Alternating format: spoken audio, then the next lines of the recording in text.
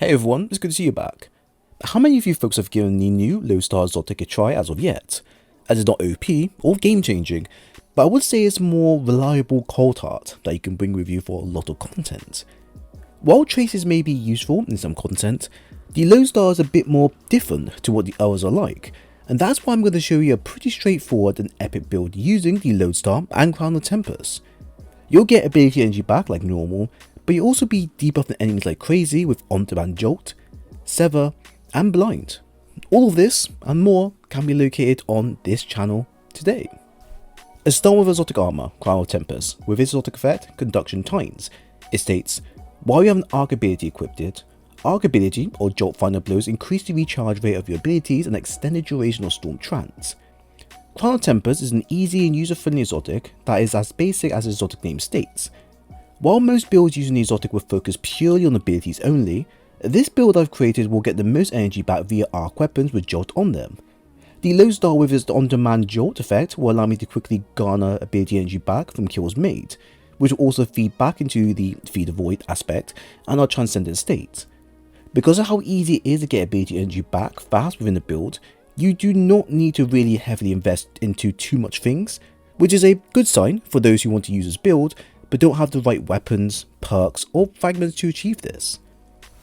Our second exotic is the Lodestar with its exotic effect, Starlight Beam and Arc Alignment, which states, this weapon fires a low intensity arc beam with enhanced stability and accuracy.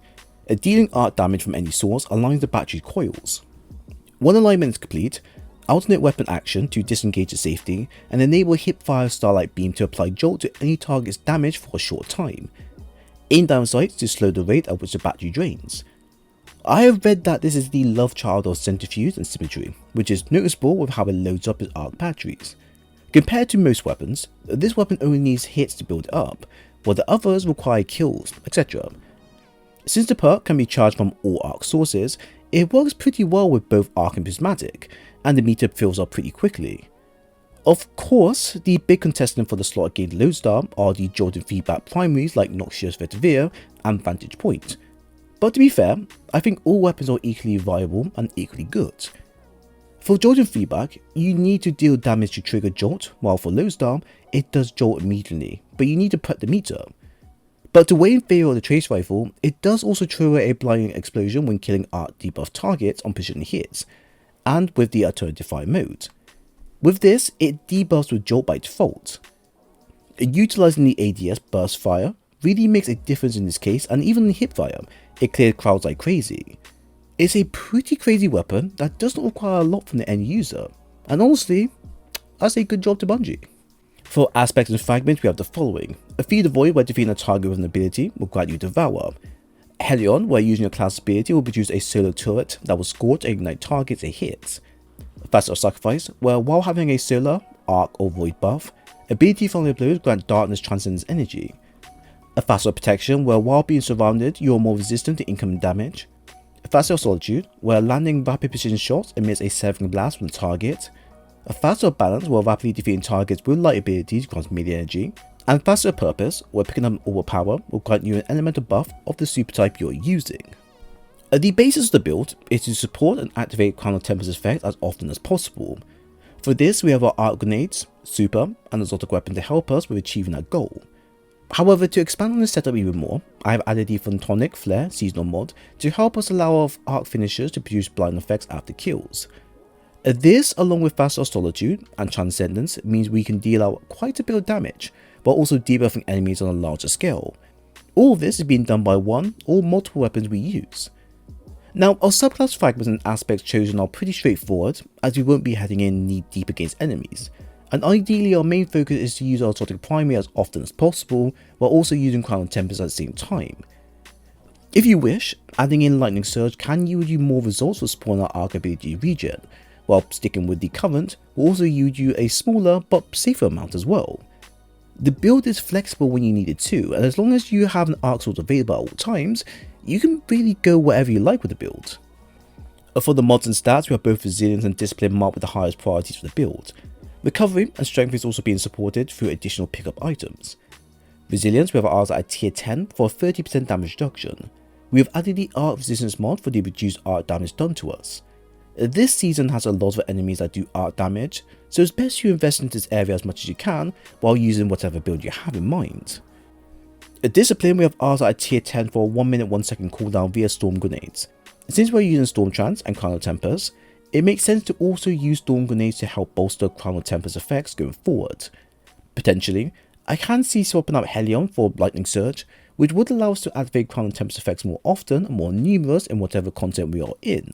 However, you will need to include where you use this setup in, as using this in GMs is rather risky with how exposed you are, while using this in PvP can be 50-50.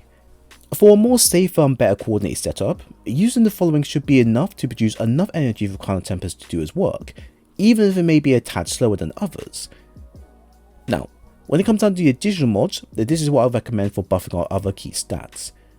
Momentum Transfer ×2 for a 17% melee buff, Impact Induction ×1 for a 12% grenade buff, and Outreach for additional 12% melee buff. Now for the extra additional mods, we have the following. Harmonic Siphon will create orbs of power via matching elemental weapon types. Ashes to Assets, where getting a grenade kill will grant you super energy back. Heavy and Ammo Finder, Reserves and Scavenger mods for a heavy weapon. Charged Up ×1 for increasing the maximum stack of armor charges by +1.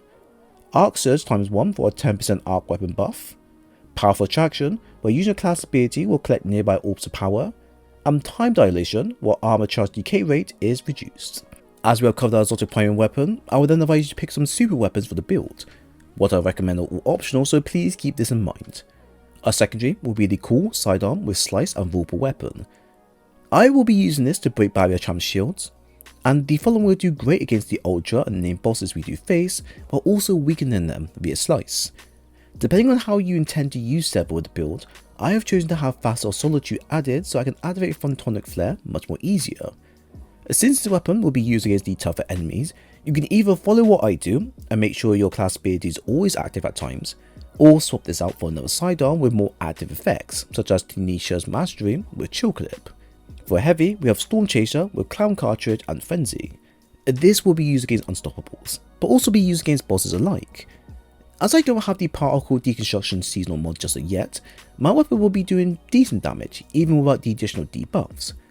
However, flexibility is always something to keep in mind, which is why the bitter/sweet grenade launcher with Jolting Feedback is something you should also keep and get, since the Jolting Feedback perk will interact with Crown of Tempest effects and etc. This newly released Trace Rifle that has infinite ammo and can jolt targets on activation kills is quite honestly an interesting investment from Bungie to include when compared to other Trace Rifles in game. While it may not produce unique elemental effects that will synergize crazily with Crown of Tempest, its ease of use and ability to change damage when ADSing makes it viable to take on endgame content and not worry about adding special ammo finder mods or even damage mods, because it's pretty good on its own. I found that combining this with Crown of Tempest provides a short but unique insight with how the weapon will work with the rest of the kit. Since Crown will provide ability energy back to us via arc ability or jolt, you will usually need to use a weapon that can garner ability energy back of your choosing, or use a weapon that has jolt on it. And while there are many weapons to pick and choose with Crown, Lodestar is probably the best since we can activate jolt on the fly, but also stays consistent with the damage. On top of that, I wanted to expand our role some more, just so our build can be flexible on top of its current state. For this, I added the Photonic Flare seasonal mod with Facile Solitude to allow us to sever more easily and also create blinding burst damage on kills. Now include Dielectric and Flashover, our build will be weakening and adding additional damage all while using our arc abilities or arc weapons. With what I have created, the build becomes very independent to operate with. All I need to do is use the key ability as presented, and the build will take the rest in his own hand. Only thing I would have liked to add, if possible, would have been the ionic traces of the build. With the amount of arc energy being used, this would easily regenerate my abilities even more and also allow me to use my super even more better and faster. A faster purpose can help me with this little problem, but only on random. For the next time, I will give this build a try on Art subclass only, as we can incorporate more debuffs easily with what we got. But on top of that, we can make an effective battery charge build that uses our ability to effectively regenerate all of our abilities back to back. While we wait for that, I recommend you give this prismatic version a try if you like a bit of heavy firepower with your arc builds. So there we have it. I hope you all enjoyed the build breakdown. If you have any thoughts on the content shared, then please leave a comment below. But if you enjoy the content and want more of these videos, then leave a like and a sub while you're here. A dim link for the builds located below in the pin section, and I do advise you to check out my playlist for more. It was great sharing today's video with you all, and I hope to see you again soon.